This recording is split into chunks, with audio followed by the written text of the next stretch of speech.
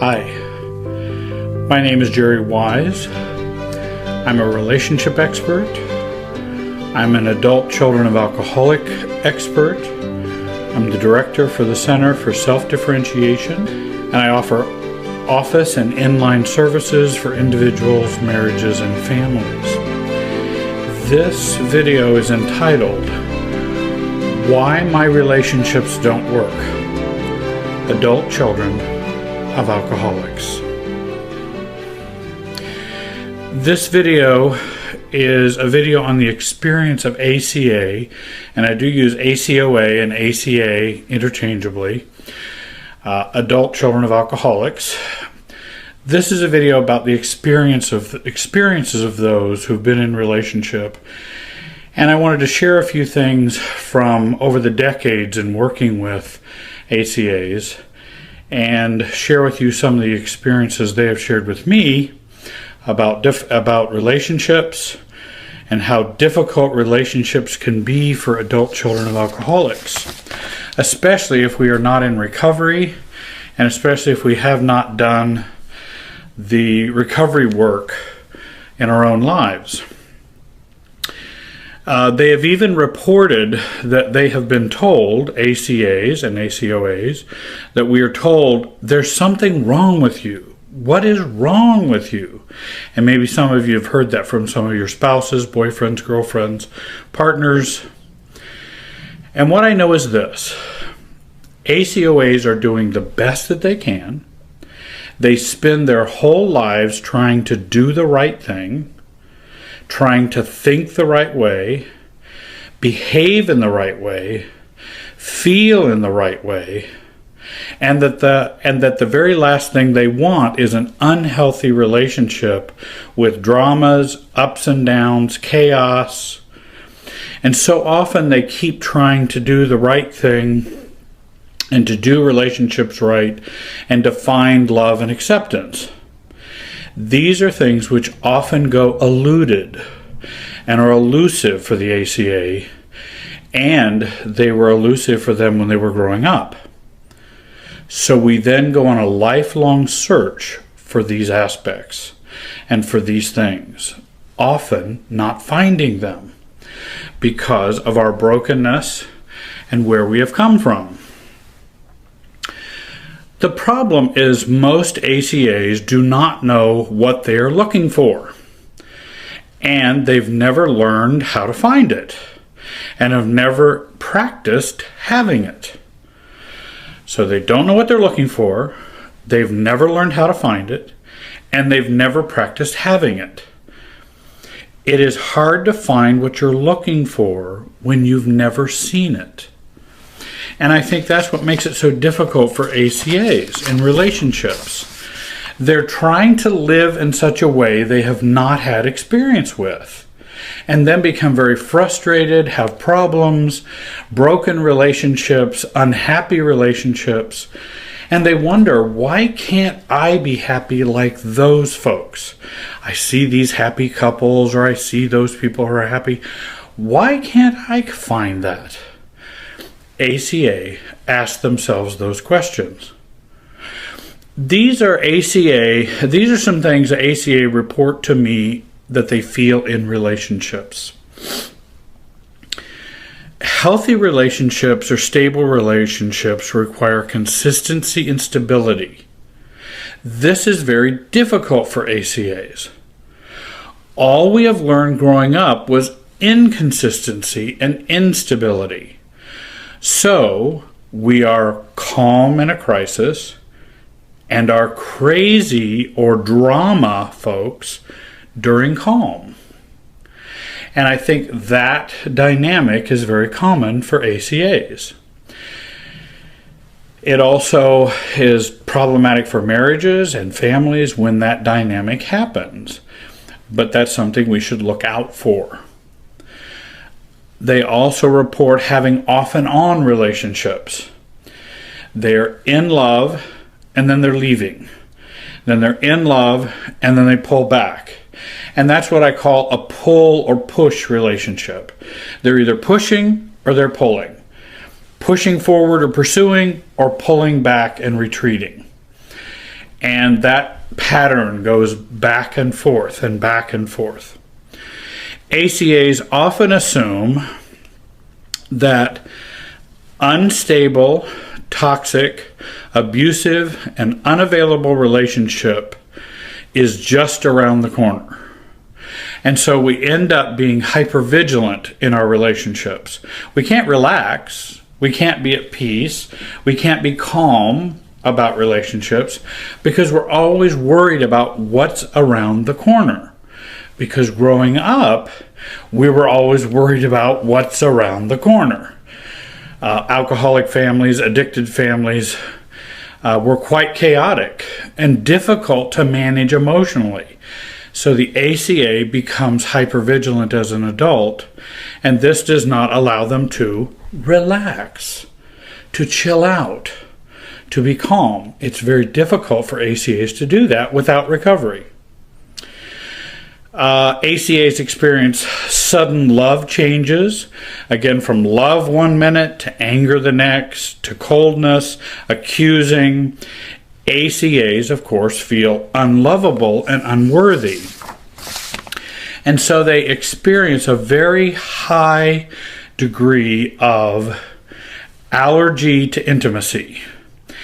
If you have an allergy to something, the more you have it, the more reactive you become. If I am allergic to a bee sting, if I get one bee sting, I have a reaction. If I get 10 bee stings, I can probably die. It's similar for the adult child of an alcoholic in relationships. And what we are allergic to is intimacy, closeness, authenticity, a trusting, loving relationship. When those things start to happen, the ACA or adult child of an alcoholic starts to become very reactive in their lives. And they become very reactive and cannot sit with and experience a level of love, calmness, and caring from another person. It just hurts, if I can use that word. Good things hurt someone who's broken and not healthy. And I just want to make that point. That's very important. We're allergic to intimacy. So if somebody comes along and wants to be intimate, that does not feel comfortable to us as ACOAs. That does not feel okay. It feels like I should be mistrusting of that. It means abuse or problems are right around the corner.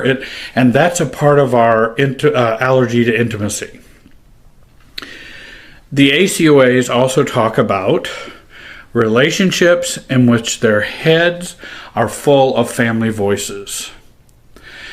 There are lots of tapes playing in the heads and hearts of ACAs.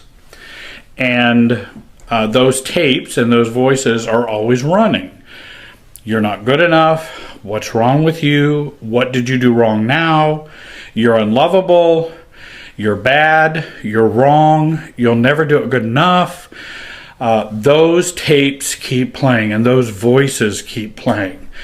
And I find that very often for adult children of alcoholics. They have a lot of tapes that are playing all the time.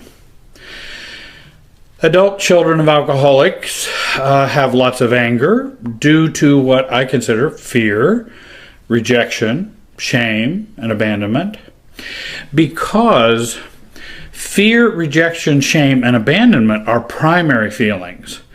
Anger is a secondary feeling, in my opinion. But what gets seen is the anger.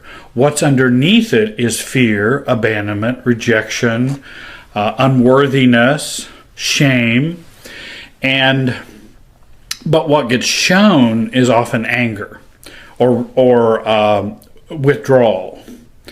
And so reading and interpreting those things can help in the healing process. And again, we often have a secondary feeling of anger. Often anger is a secondary feeling, not primary. It's the one that's easiest to show. So when a man feels hurt, how often does a man say, gosh, that really hurt? No, what the man will do is just get angry because it's okay to be angry.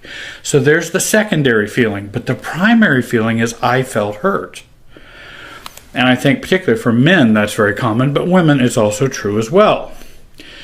So ACOAs also have reactivity as the norm. So reactivity is often something that happens time and time again, many times a day, many times a week. The ACOA also does not trust the world. The world's not a place to be trusted. They learned that growing up. You don't want to trust the world. The world's not a trustable place. Even people are not trustable. My family's not trustable. And in fact, I'm not even sure I'm trustable. So there's really a deficit of trust for the ACOA. As we know, it's very common for ACOAs to get caught up in addictive behavior as well. Addiction, acting out in unhealthy ways, or hyper-responsibility are the norm. You can either act out in unhealthy ways or act out in over-healthy ways, meaning becoming over-responsible, overdoing, over-good, over-controlled, or the other side, over-irresponsible, over-acting out. And so we'll either flip between those two pendulum swings. Adult children of alcoholics, for them, intimacy is fueled by keeping your real thoughts and feelings to yourself. No one must know the real you, because they would not like the real you. They would also not love the real you. So we do not live an authentic life with other people. We live a life that what we think other people would want us to behave, feel, think, and we're always scanning and making sure we're making everybody happy. As a result, roles are the norm and not self-differentiation for the ACA in relationships. So when we find a relationship, we end up acting out all these roles in the relationship. We aren't ourselves. And a relationship, a healthy relationship, requires a self, a true self, not just roles, because roles will end up causing problems. After decades of working with ACAs, these are the things I've found which have interfered with ACAs finding healthy relationships. I wanted to share some of my own experiences further. I find that ACAs have a wounded inner child. The inner child is wounded. It's never been healed. The inner Jerry, the inner me, is not feeling good, never has, and continues to cause me lots of problems. And for many that I've talked to, their inner child is not healed.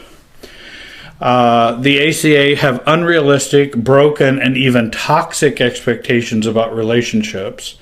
In other words, they don't know what's normal, so all they have is their toxic view of relationship as to what is normal. They experience low sense of self, little self-differentiation. So enmeshment is the norm. Having a self or a sense of self is not something we got growing up in our families. So we become what the family wants us to become, or we better act the way we're supposed to act. Well, the true self doesn't get developed, and so we don't have the self-differentiation, which counters enmeshment. So we have a lot of enmeshment in relationships, and enmeshment causes lots of problems. ACAs continue to fight battles from childhood and bring them into their adult relationships. So not only are there lots of voices going on in ACAs' heads, but they're fighting those battles internally and then bring them to their adult relationships. And then those battles get acted out in their marriages, in their relationships with others, and it just continues on. That inheritance we get from our family of origin is the gift that keeps on giving. And we continue to act that out until we do the healing work to have that stop. And for ACAs, it's always a joy to see when those things begin to stop. And when the voices begin to stop, and when the patterns begin to stop, and when the inner child begins to be taken care of, they find a sense of calm and peace that they've never known before, because they haven't known that peace.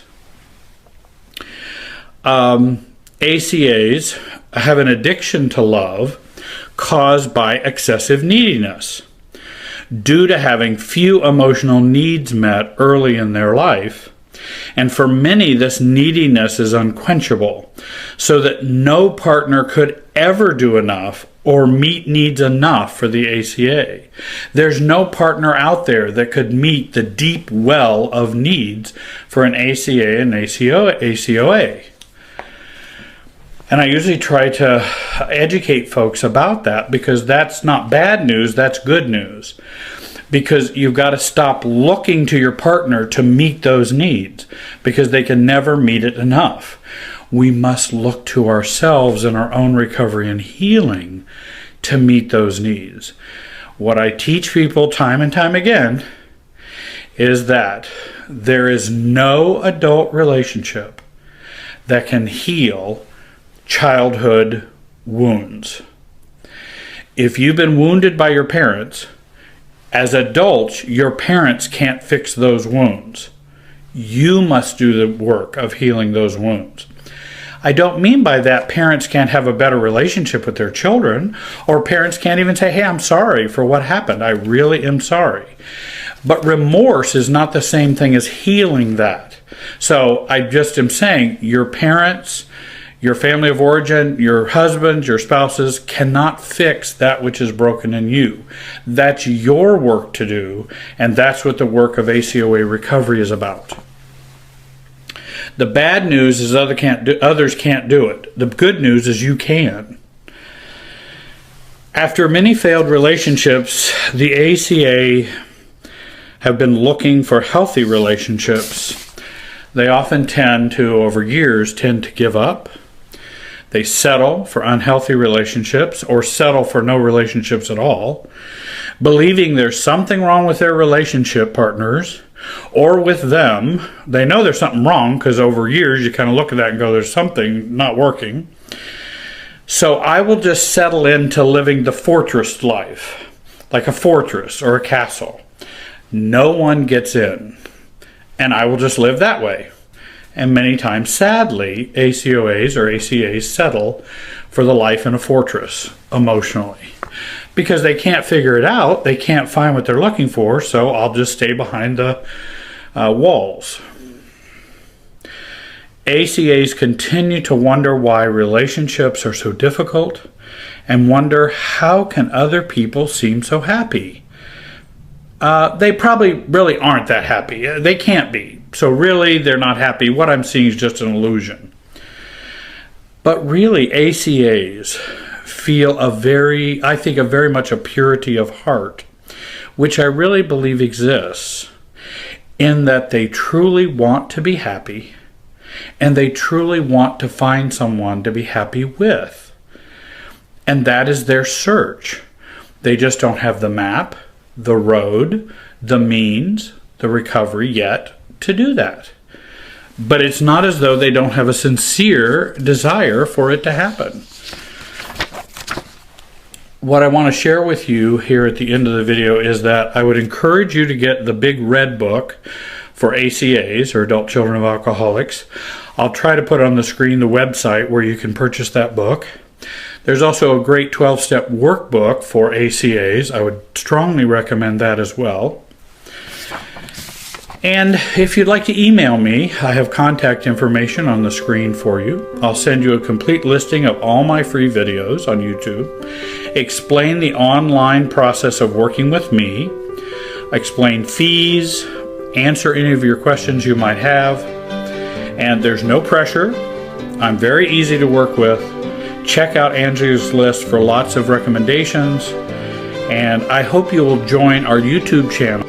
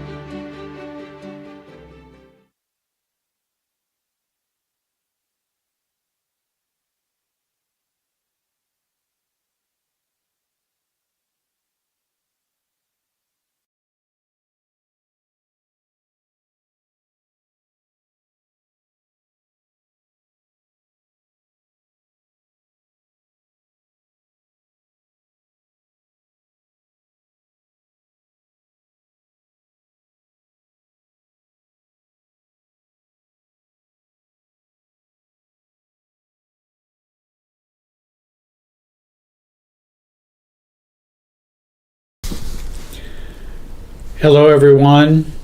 I want to thank you for joining me today. This video is entitled Preparing to Go No Contact.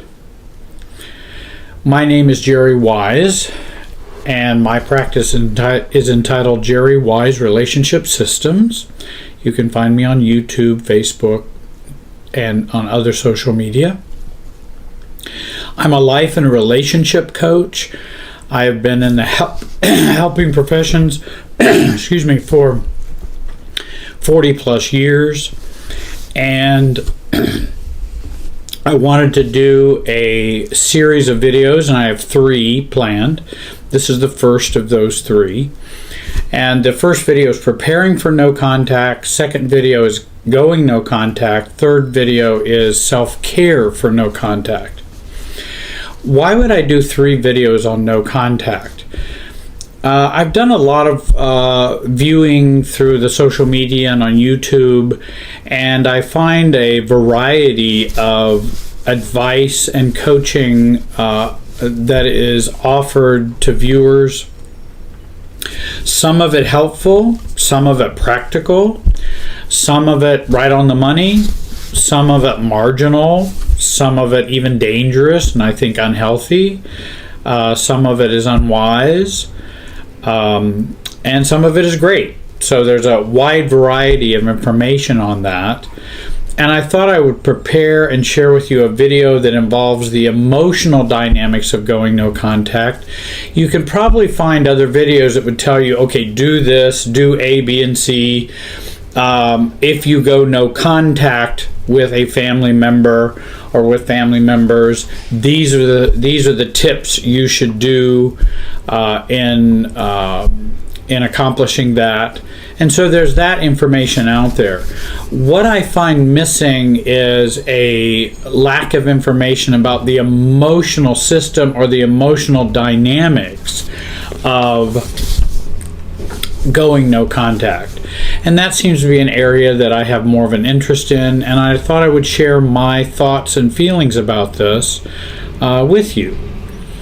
Going no contact is, and I'm going to define no contact here in a bit, cutting off contact with a toxic or narcissistic family member or families.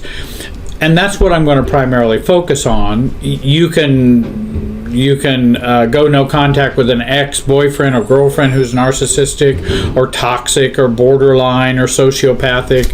There's lots of folks we probably should go no contact with, and that means having no contact with them at all. And then, in my opinion, also resolving the inner emotional dynamics of that. So with no contact, there's an outer recovery and an outer work and an inner work. The outer work, there tends to be more information on YouTube and online for that outer work. What do you do? If they call you, do this. If they write you this, do that. If they stop by, do that. That's the outer work of going no contact.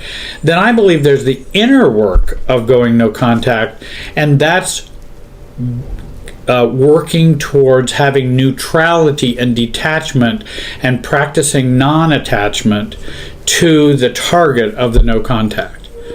And that's what I'd like to share a little more about in my videos. One notion is going no contact, many believe, is a simple act of cutting off from narcissistic family members or a friend or exes. You just simply stop talking to them and not seeing or talking to them anymore.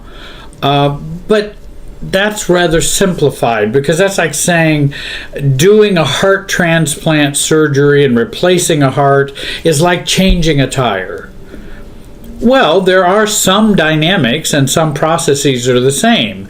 You take something off and put something in, much like changing a tire. But one involves many more layers, much more knowledge, is more complicated, has lots of systems dynamics to it, i.e. the heart surgery versus the tire change. And So it's not quite so simple as that.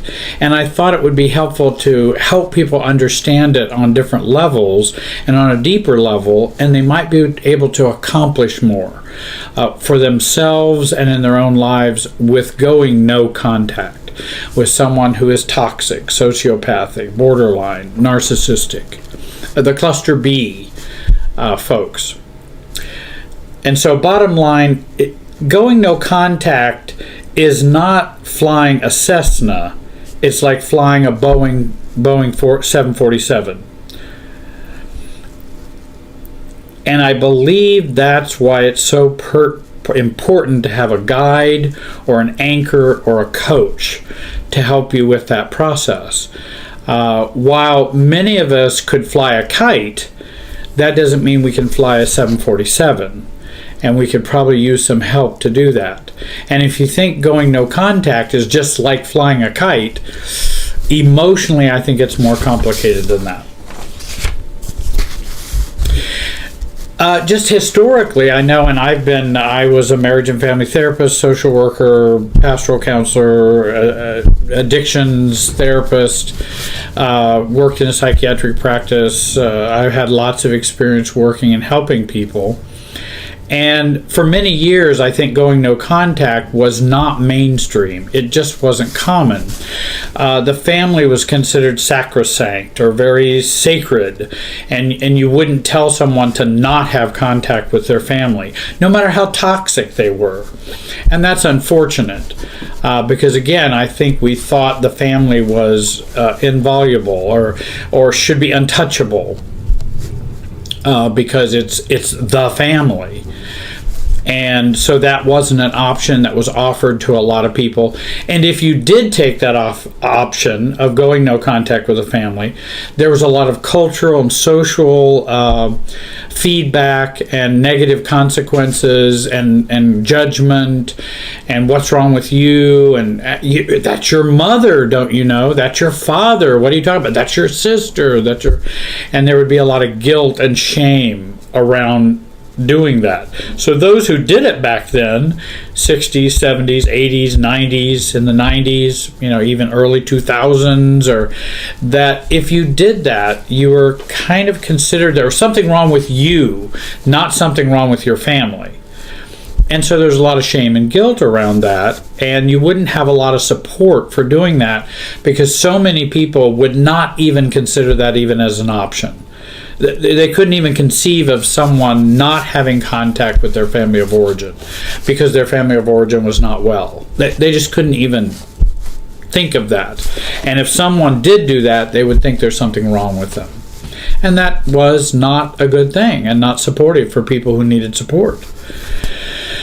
Also, there was a marriage and family theory and belief that it's important to grow up within your family, and in Bowen family systems, growing up within your family of origin is very important, and you use your family of origin to grow up. Well, that's all fine and good unless your family of origin or family members or exes or husbands or whatever are so toxic, abusive, dangerous, and harmful that you cannot use that option because there's so much damage that would occur as a result of it. The benefit you would get in self-differentiation and maturity would not outweigh the damage you would have from all the abuse. And so that's not a good option for many.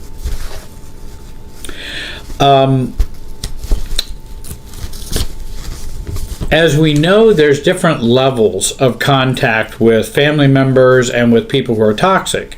Some people we have to deal with. Some people, I talked to I don't know how many grandparents who have children who are narcissists or very troubled or mood disordered or all kinds of difficulties, bipolar, and they have children, which would be the grandparents' grandchildren, and the grandchildren are used as pawns and all kinds of dynamics like that, and it's very painful. And so, when do you go no contact? If you cut off your child, then you cut off the grandchildren. And it becomes very painful, a decision in that. The collateral damage is awful. Sometimes the collateral damage is absolutely worth it, and you have to do it. Sometimes there might be some middle ground or middle way to work through that. So we have we have full contact with other people. We have low contact, and low contact with people is a very minimal contact with them, both maybe emotionally and externally or physically. Then we can kind of go gray rock with some interactions in which we are emotionally neutral but have some physical contact with them. And then we go no contact, which is where we want no physical contact with them, no external contact with them, and we want to have no emotional contact with them either. We want to detach from them. We want to let them go. And that's the going no contact. And what I find, especially if you've listened to a lot of people on YouTube or different places, there's so much anger involved sometimes when they talk about going no contact, and they're very proud of going no contact, which I absolutely am glad they are out of that toxic environment. But they're left with the anger, the rage, the hurt, the depression, and they're not dealing with those things very well. They're just proud of their no contact, but have not resolve the anger that they felt about those things. And I think it's that dual healing that we need, internally and externally. Because of that anger, you might ill-advise someone about what they should do.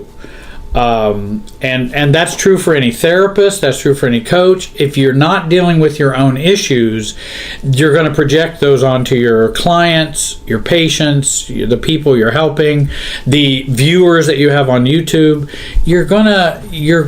There's going to be some ill advice because you're not centered and you're still stuck in those feelings. What is no contact? No contact is an adult intentional choice, and I do mean intentional, to fully withdraw from a relationship regardless of the desires of the other person. And that means withdraw from it emotionally and physically.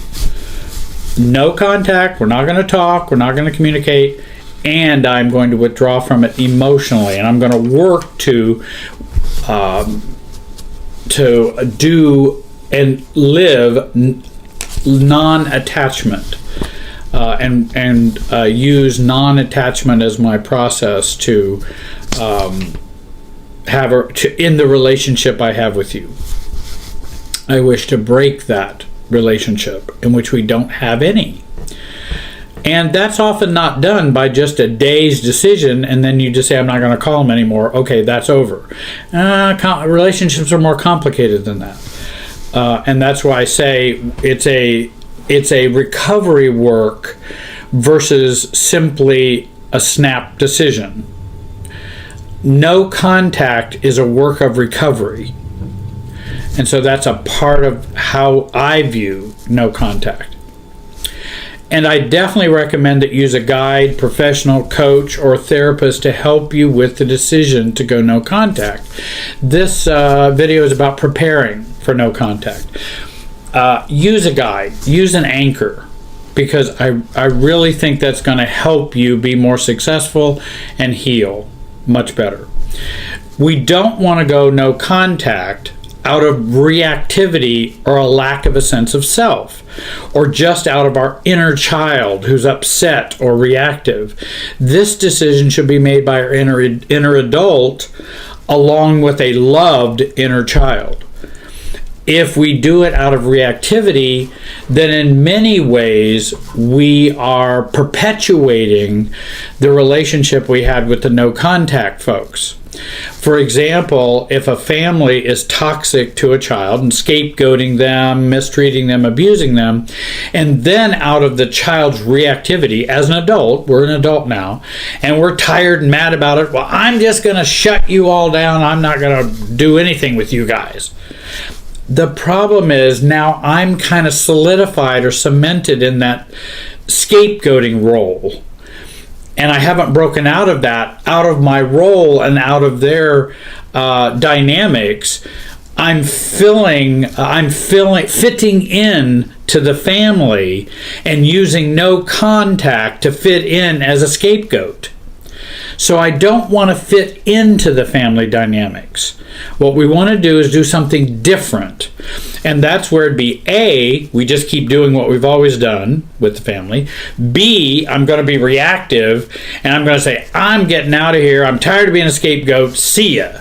Now I'm a scapegoat who's gone no contact. Or C, I'm going to work through and identify and choose to go no contact as an adult, not out of reactivity and out of the family dynamics and out of the family processes. I don't want to function out of the family processes. Roles, emotional reactivity, I don't want to function out of that. Because if I do, there'll be a little longer lasting consequences. We must identify our boundary threshold so we can declare self and choose for self that this relationship will not be influenced to the better no matter what I do, that this relationship is toxic, abusive, or dangerous, and that they have no capacity or willingness to change or negotiate a better relationship, and that boundary setting has failed. That can be abusive partners, narcissistic parents or partners, narcissistic or borderline family members, sociopathics, even alcoholic drug addicts, partners or family members. Leaving a family or a narcissistic family members and going no contact is like breaking a heroin habit.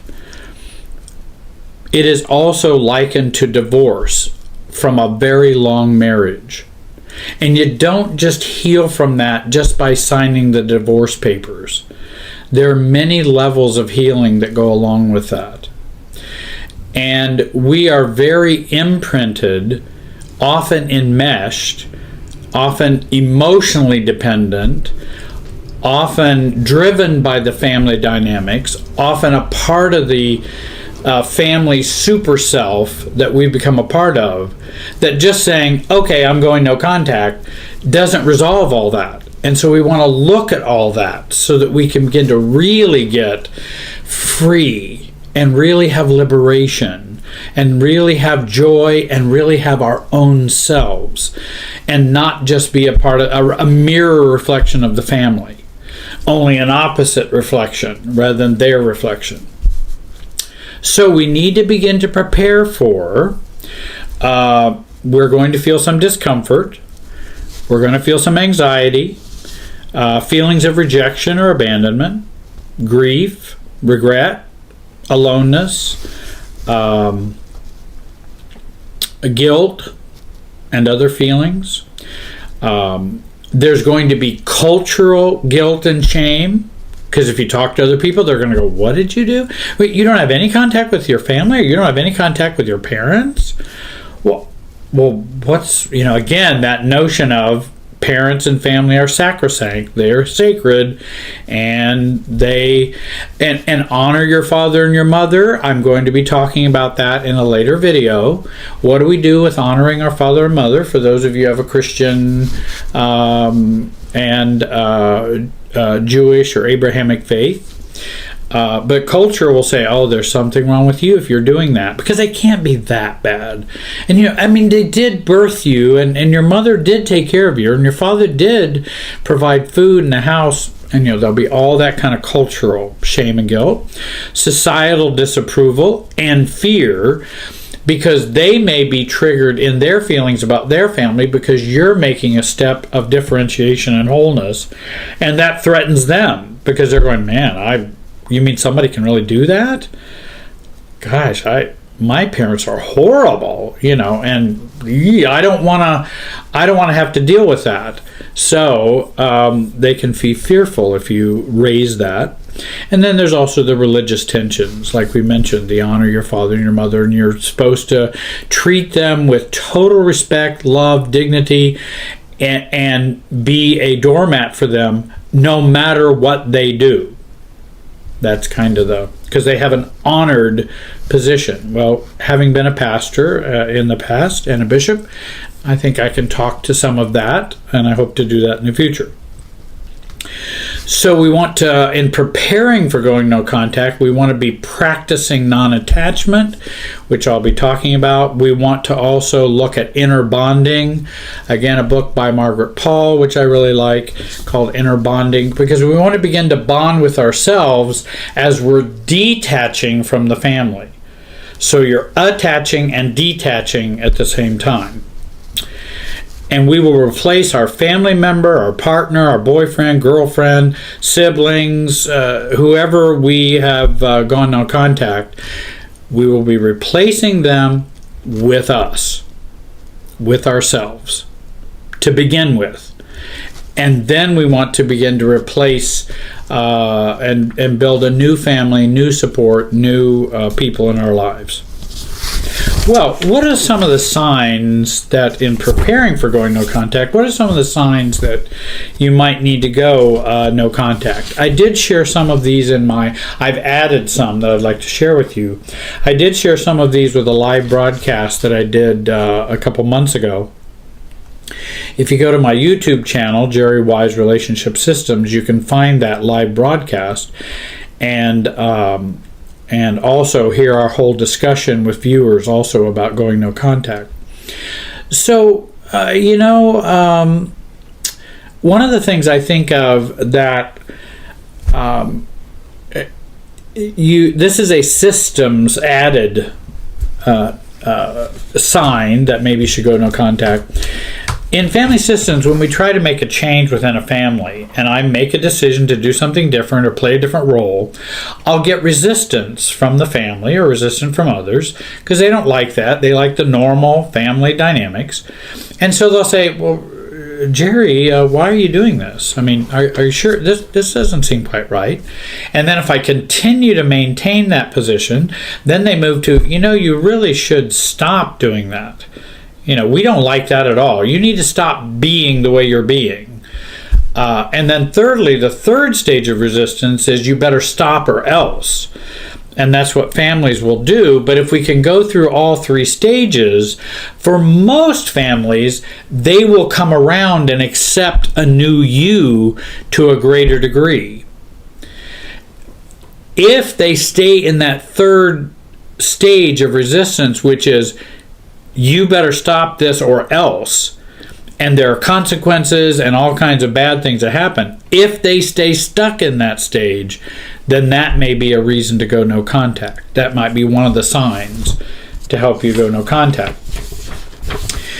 Also, if your family abuses you physically, verbally, or sexually, is a reason to go no contact.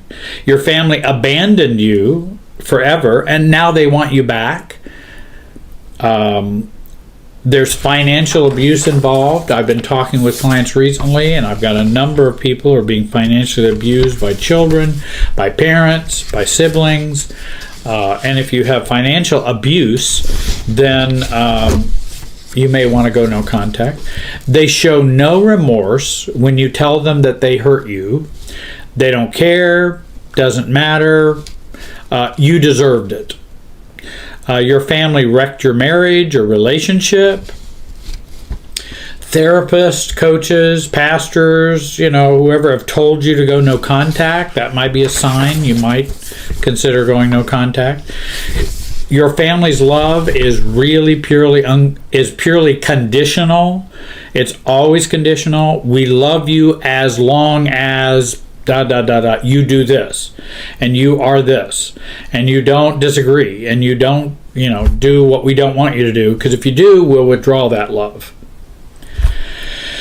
Your family is in a religion that acts cult-like, and you want out.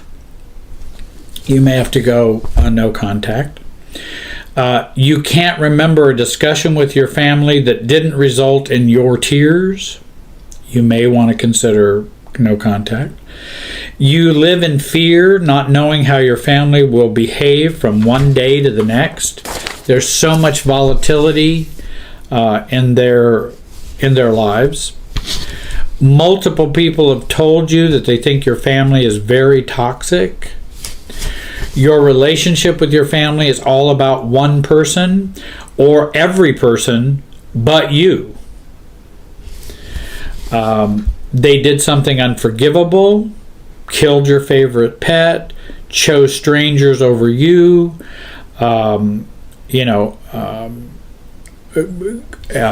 sabotaged a job opportunity, sabotaged a relationship opportunity.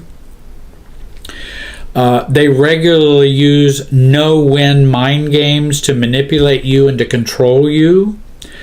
Because if there's a no-win mind game going on, you're not going to get anywhere, and you're not going to have a relationship. You're just going to have an existence.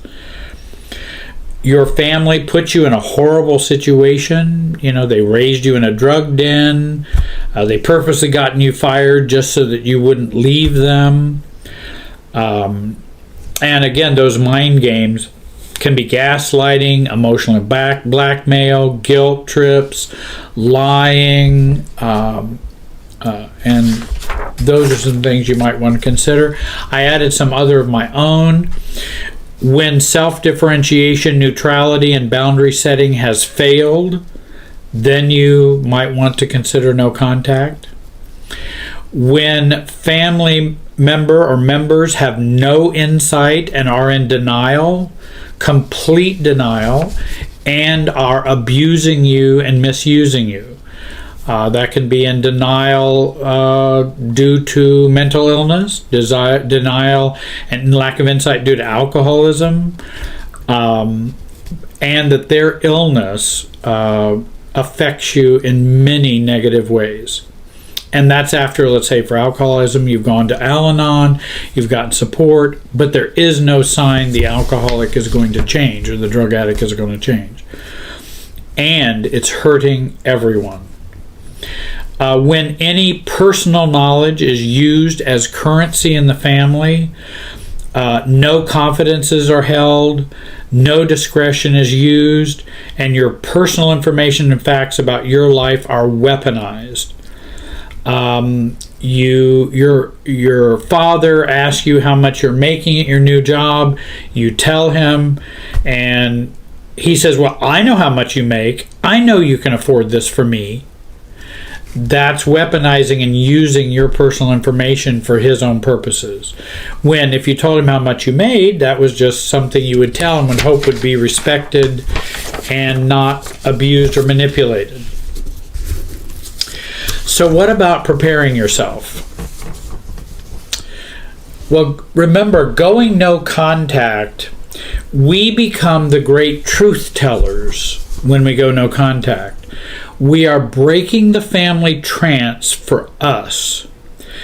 And by us going no contact, we're saying something about the whole system. And that's why the system doesn't like that. Because it's exposing the family in a way it doesn't want to be exposed. We declare we are no longer going to live the family's paradigm, perspective, subjectivity, awareness, way of looking at life. We're no longer going to do that. We're not going to live the narratives. We're not going to play the roles. We're not going to deal with the lies. We're not going to accept the gaslighting. And we're not going to accept the super self of the family that we're a part of, and that becomes ourselves. We're not going to do that. I want myself. I don't want to be family self, and I just do whatever the family wants me to do. Well, that you end up being a great truth teller. Well, that's not always welcomed in a dysfunctional family, as you can well imagine. No contact exposes the family dysfunction. And just think, let's take a simple example of like an alcoholic who has a wife, and that alcoholism, and he's a professional, but he's a functional alcoholic, goes to work, but he's still an alcoholic, has all the symptoms. And then the wife is going, I just cannot live this way. Well, as long as she stays with her husband and all keeps as a secret, then the secret and the dysfunction and the disease can be managed and maintained at the expense of the wife and the husband and, family. If the wife decides to leave, that exposes the alcoholism, and now it's no longer a secret.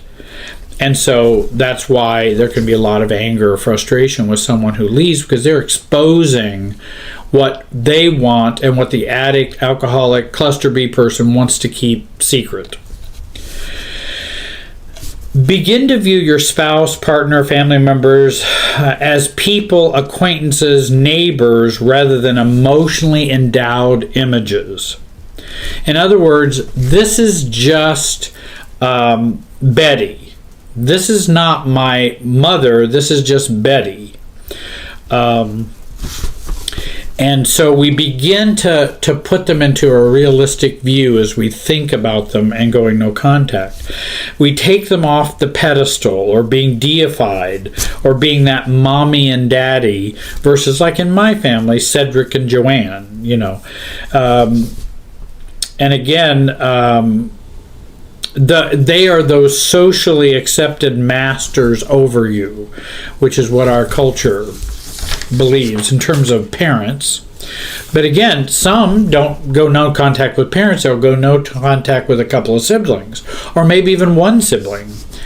And I've had one client of many clients who have gone partial no contact, full no contact, and when he goes no contact with a really abusive family member, which is a mother, then then his dad, who is not married to the mother, is now protective of the mother, and so it is his brother.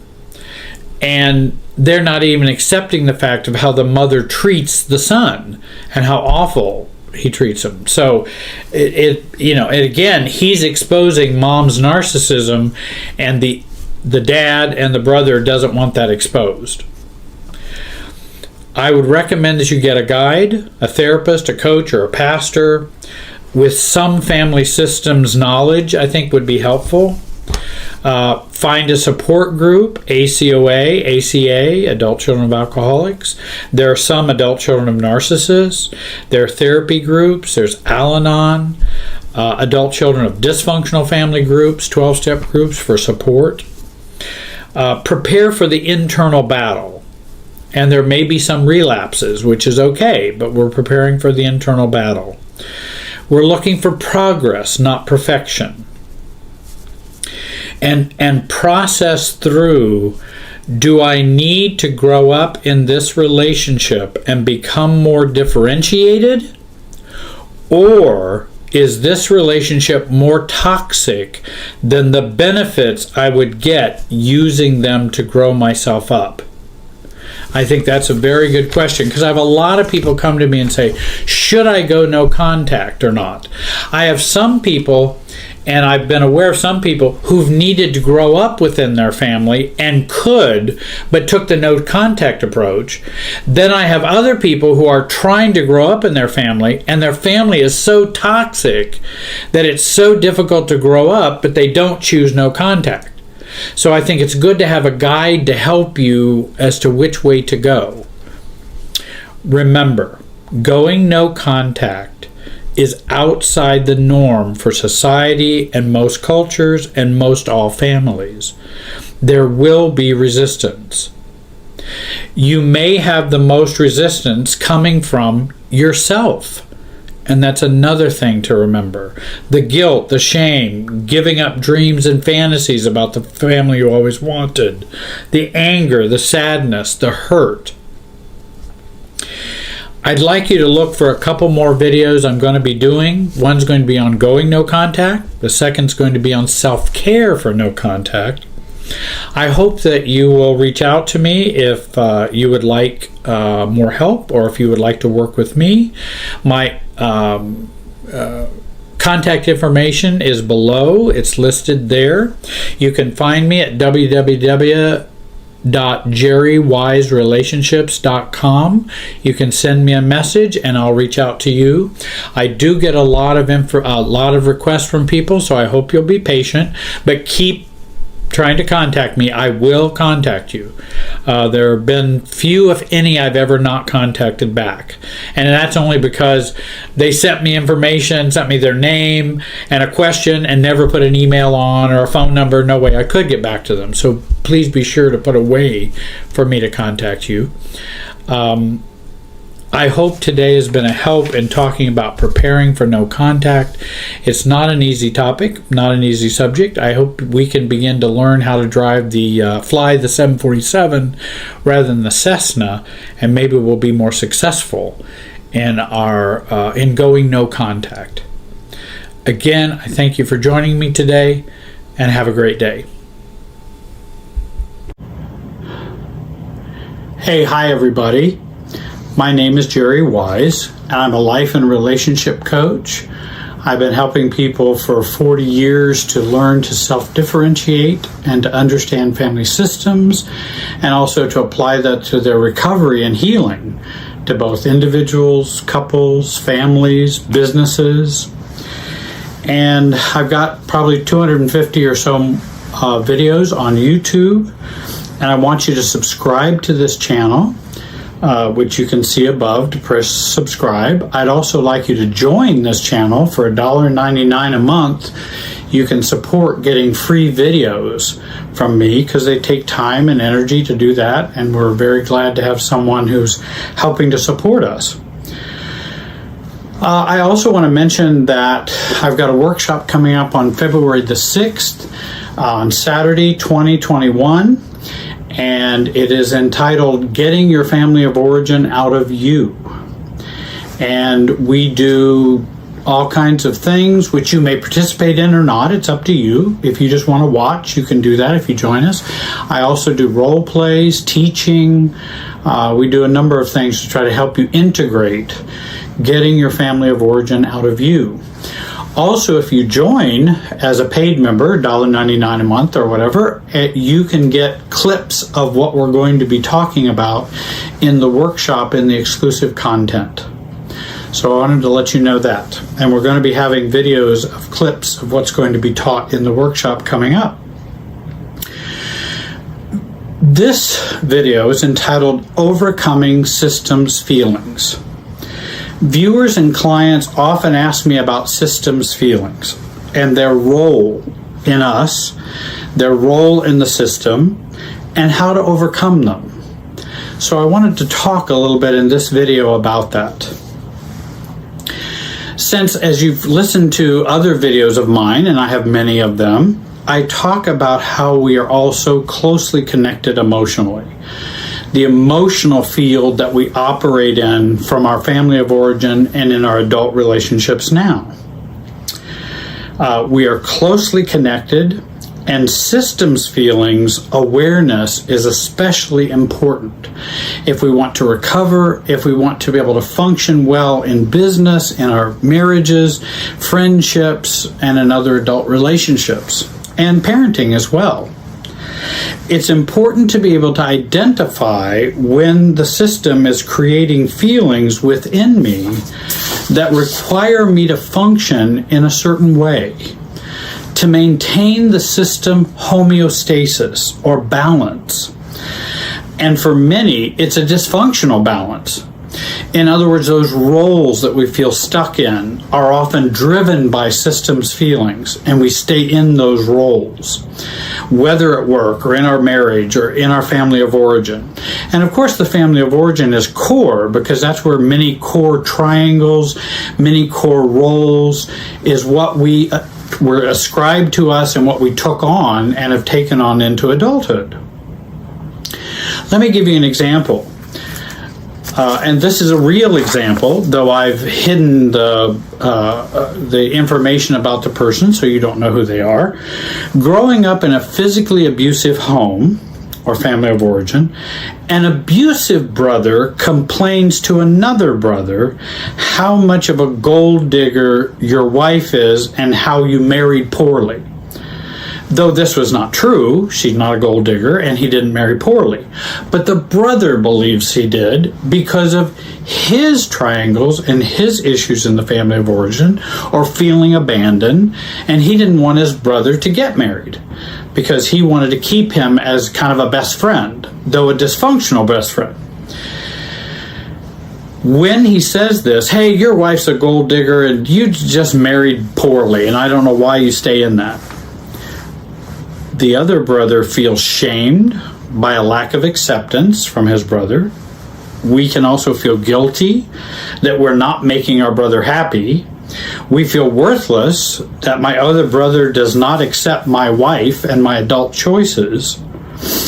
And then from those feelings, and again, those are systems feelings, and then from those feelings, the brother who is attacked feels he needs to either get angry, avoid his brother, triangulate with others about the brother, feels worthless and powerless or disempowered, so he feels weak, and he then goes into acting like and feeling like the wounded, scapegoated family member from this older brother. He also feels, I feel weak and cannot challenge my brother without reactivity. In other words, the brother who's being attacked doesn't feel like he can stand in place or stand our ground without reactivity. But it's the reactivity that keeps the role and all of those feelings churning. And he triggers those feelings within us. The brother who's attacking triggers those feelings within us. The primary feelings are the way to the secondary functioning. So we have those feelings of shame, guilt, self-doubt, being disrespected, being not accepted, and then we function out of those feelings. So the system feelings occur, and then my functioning goes on from there. And systems feelings control how you function in the system.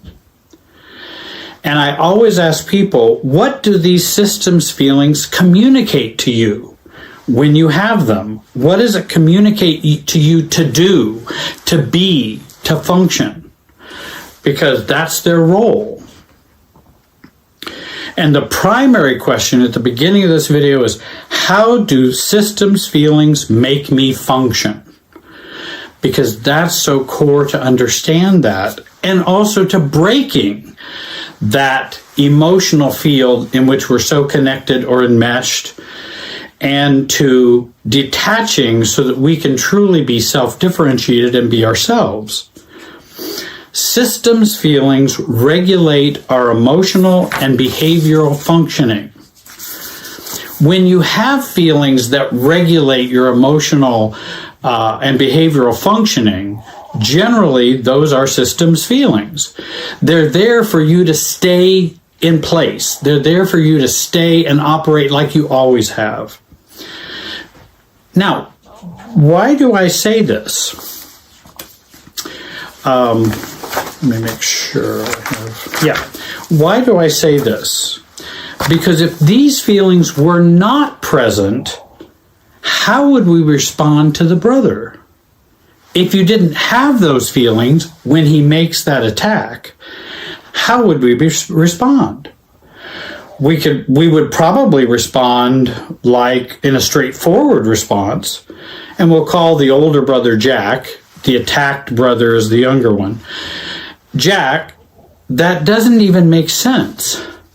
I'm sorry, I don't see it that way about my wife.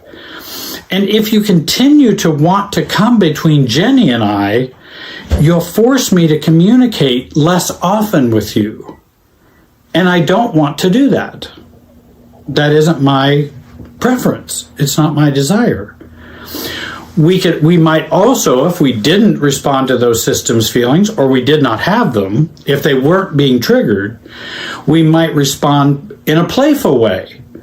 Jack, I wish I had enough gold for her to dig for. That's a playful response back. We could give a paradoxical response and go with the problem, go with the symptom. Well, Jack, those are just the kind of women I'm attracted to. So we have a number of different responses we can offer that don't relate to the system's feelings if those were healed, resolved, or we don't act upon them. Instead, the younger brother feels the shame, the guilt, the non-acceptance, the worthlessness, the less than feeling, and the intergenerational bullying that the older brother is doing. And then we become reactive and play our dysfunctional role in the system as we always have. And so there is no change. We just become reactive. Systems feelings, very importantly, seek out our immaturity. Systems feelings will seek out our maturity. When your immaturity is being triggered and you're reactive, you can surmise that systems feelings are at work. These are feelings produced by the relationship system. And that's to control how you respond, what you do, and to stay in place in your role. Feelings held and are found deep within the family of origin system are there to keep you in place in your role and in your functioning.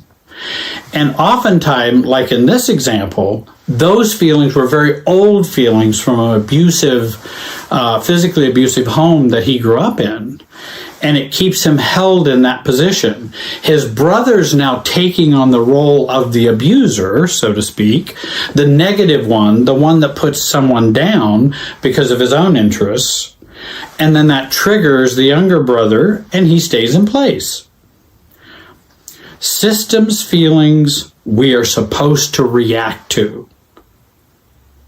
These feelings are not based in a healthy self-care, a healthy expression of intimacy, or a healthy self-protection, or clarifying self with others. They are meant to keep us functioning as we are intended to function within the relationship system, within the relationship field that's operating. Let me give you an example. If you step up to a friend or a family member and disagree or see it differently than they do, they may call you oversensitive or a whiner.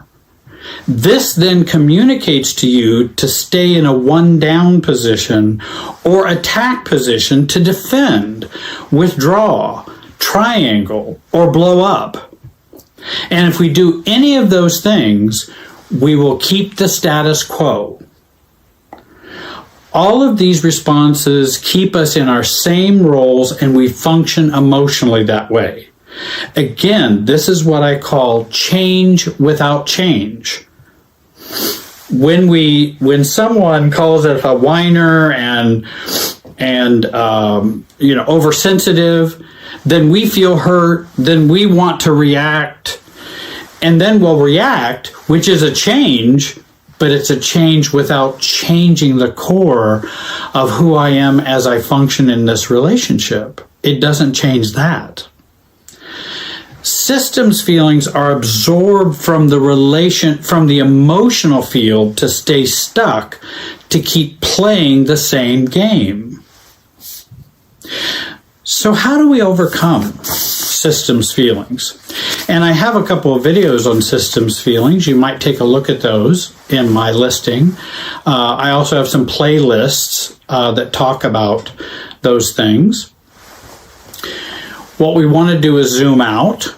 We want to see the bigger picture. And unfortunately, I can't go into all of these things in detail on this video, but we zoom out rather than zoom in about the hurt between me and him, but we zoom out to see what role this hurt is playing in the relationship.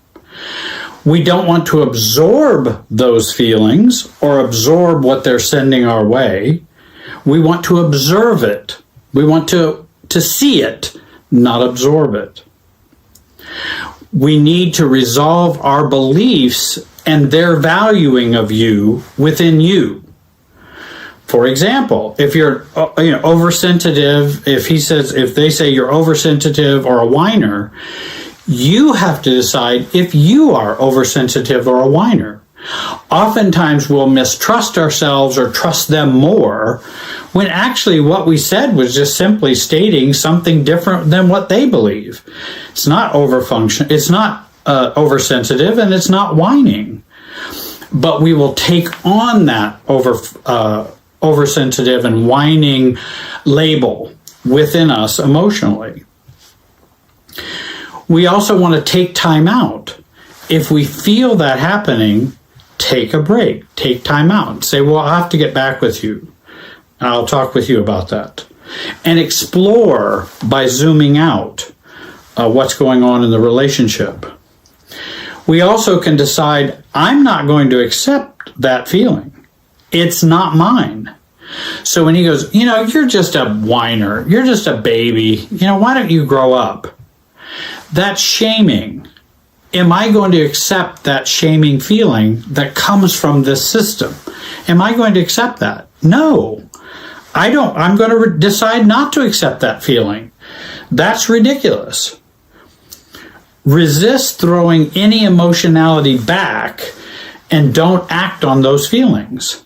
And that's the reactivity that we often do. We will try to throw some emotionality back to them, which then triggers them, which then triggers us, which then triggers them, and we just stay in the same roles we've always played. Blaming always means we are being reactive, and often reactive to systems feelings. Often, and in the case of the brothers, this victim role kicks in when we blame. Well, I need to tell my wife about how mean you were about calling her a gold digger and all that. Now I'm back into blaming and all of that. Rather than standing my ground, believing my truths, and observing and not absorbing what the older brother was saying. I like to ask myself, what would I do if I had no systems feelings? If I did not feel the shame, hurt, anger, what would I do? How would I respond? And I like to pretend as though I'm not having them, and then go, what would I do if I didn't have those? And then I come to a more mature, rational, and responsible response to them. Let me give one last example. A family has a very malignant, narcissistic mother. Now again, I don't blame mothers, all mothers. It could be a father, a brother, a sister, an uncle. Could be anybody. Could be a friend. But I'll just use a mother in this case, because I know this is another real example. The father talking to the scapegoated adult son, I just don't know why you were so selfish to stay away from your mother when she was so sick. Shaming statement, guilting statement, demeaning statement. He's not asking for why. He's interpreting why the son stayed away and that it was bad. Also, the father is ignoring decades of moms emotionally abusing the adult son.